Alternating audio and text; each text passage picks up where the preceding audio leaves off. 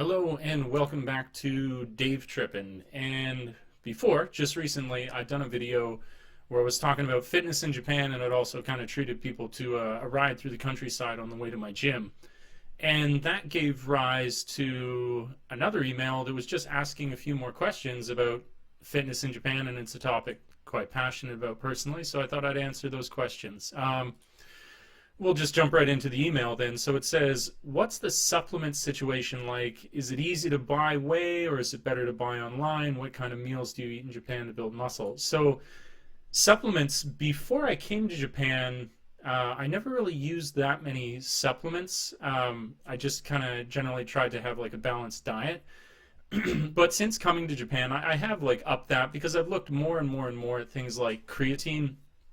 And creatine, for better or for worse, it really does seem to work. It gives you a few more reps. It increases the volume that you're capable of in the gym, and so you get gains from it. So I've been using creatine, and creatine, you could probably find it cheaper than I found it, but to find supplements, you can go to a number of places, but the one that I go to is called Mega Donkey or Don Quixote. That's what it's actually talking about, but they call it Mega Donkey here. And you can pick up supplements there.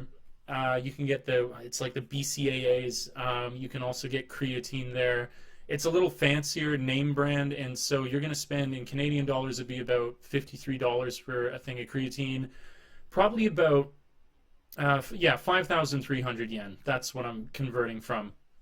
In terms of whey protein, if you wanted to use whey protein, of course you got all these different types that you can go for. You can go for like a mass gainer. You can go for one that's like really lean, that is basically just like whey isolate, which is what I use, because putting on weight has never been an issue for me. Like if I look at a donut, I just absorb it with my mind. So I don't need additional calories. I can just ride over top of just outside of a calorie deficit, and I'll gain mass pretty steadily. But those aren't difficult to find, and again, if you're buying with quantity, then you're going to be able to get a pretty good deal. I buy now, I can't remember the exact amount of it. It costs again about $50, so I'm spending about $100 a month on supplements. If I buy a $50 case of protein, then that's going to run for about a month. The same $50 on the creatine runs for about a month and a week or something like that. And they're pretty good. I get like, I do 3 servings of that. It comes out to a little over 200 calories, and I'm getting about 50 grams of protein. So it's not hard. Excuse me. I live in a rural area, so for me to be able to find supplements and not have to order online it means that they're, ubiquitous. You're going to find them everywhere. Not really a problem. So that covers the supplement aspect of it. If you want to find supplements and you don't want to have to order online, you can, no problem. If you do have like a special place that you order from and say you're getting like great deals, then you could probably, I would say, just keep doing that. The only thing that you have to consider if you're going to go that route is that when you order something and it's shipped internationally to Japan, it does seem to take a little bit of time, even when you've got the address right and everything, but that means that you kind of have to plan ahead. And you would have to expect that these things are going to show up that much later as a result. But if you plan for that, it's no big deal. So if you want to go online, you can. But if you go to Mega Donkey here, you'll find supplements. That's it. You'd said, what kind of meals do I eat in Japan to build muscle? So anybody who's working out, whether it's to gain mass or lose weight, there's so many new applications now that are free. Allow you to track your macros, which is really good. The one that I use, probably the most popular, maybe, is MyFitnessPal. And on there, I go for, I think it's like 40, 40, 20, something like that. 40%, 40% protein, 40%, what is it? This is so bad. These are your macronutrients, your fats, proteins, and carbohydrates. Sorry. 40%, I just have low carbs, basically. I've got fairly low carbs, but I don't think carbs are the devil. And I'm usually eating, if I'm staying on my meal plan, about 2,000 calories a day, a little over that. I'm cutting right now, that's why it's down at that. If I were gaining mass, I would go probably around 2,400 to 2,600 calories a day. And what I'm usually eating is chicken. I eat a lot of chicken. I eat a lot of broccoli. Rice, of course. I'm in Japan. They kick you out if you don't eat rice. It works well too that I have the school lunches, and those are really balanced. Include, like not too much shitty nutritional value in them. They're really good because they're planning it for the kids who are eating it.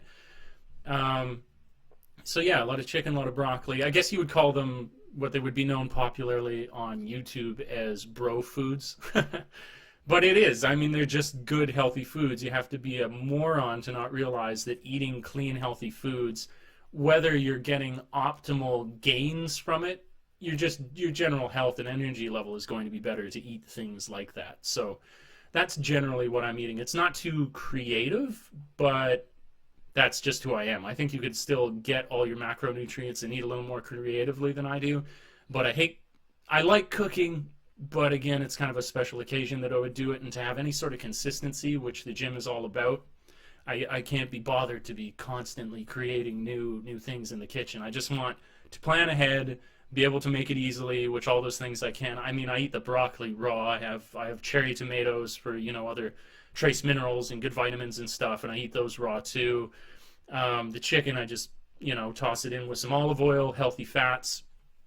That's simple as well. I just go for those basic healthy things that are easy to make, and they're abundantly available. And one thing too, because the Japanese value so much dark meat and flavor, when you're going for white lean chicken breast, that's actually quite cheap and affordable here. So a dream for somebody who's working out and wants that lean healthy protein and doesn't want to drive themselves insane from having to eat so much whey, because whey will weigh you down mentally. So that's what I do. It's pretty simple. Yeah, there's some variation here and there, but that's the essence of it.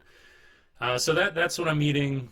All available, not hard to find, and relatively affordable, especially if you're teaching at Interact, which you are from this email from Kishan. Kishan. So you'll have access to the school lunches too. So the middle of the day is taken care of for you. Oh yeah, I eat a lot of yogurt. I eat plain yogurt. I eat, I call it my bale of hay. I have all brand quite frequently in the morning. Keeps you regular.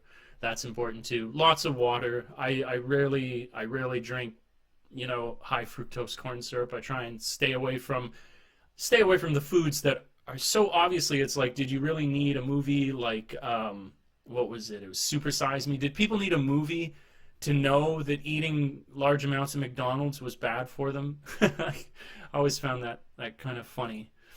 Okay, and then we're moving along here. Would it be easy to work out outdoors, for example, using something like TRX or some monkey bars in the park, or a strong branch?